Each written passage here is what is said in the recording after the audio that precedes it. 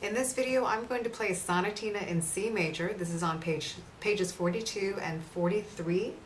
And I'll play through the entire song first and then point out a few things to keep in mind as you're practicing this piece.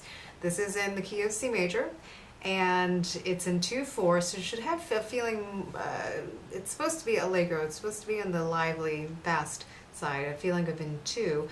And then the smallest note value that you have is the 16th note, so you should be counting in your head 1 E and a 2 E and a 1 E and a 2 E and. There are a lot of scales, a lot of different patterns throughout this piece to help it lay pretty well for your hands.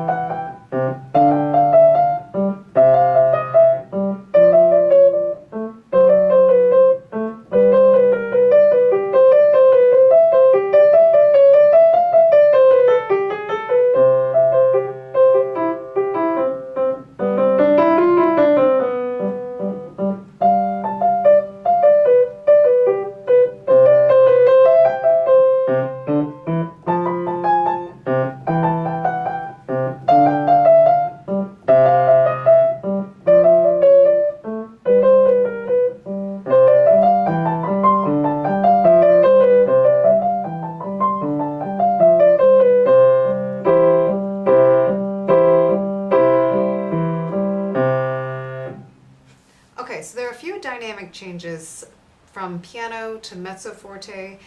There's no true section where you're extremely forte. You have a couple of crescendos, a couple of decrescendos throughout, so keep those dynamics in the back of your mind. The main thing is that this song is centered around a lot of technique. It's really just basic chords that are broken up at the beginning. And then same thing in measure 5. In the second line we have that particular pattern coming down the treble clef.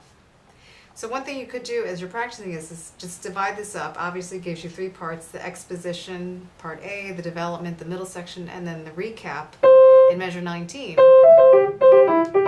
which is the same thing. And then the coda section is built upon a lot of scales.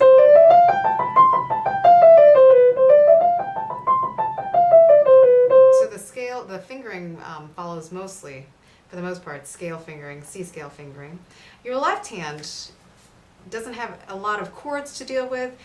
It's mostly sustaining notes at the beginning of the piece. And it really stays within this 5-finger range until around measure 13, 14, when you start to move into the development section. And then the ending for the coda, it's just a blocked or a broken chord pattern.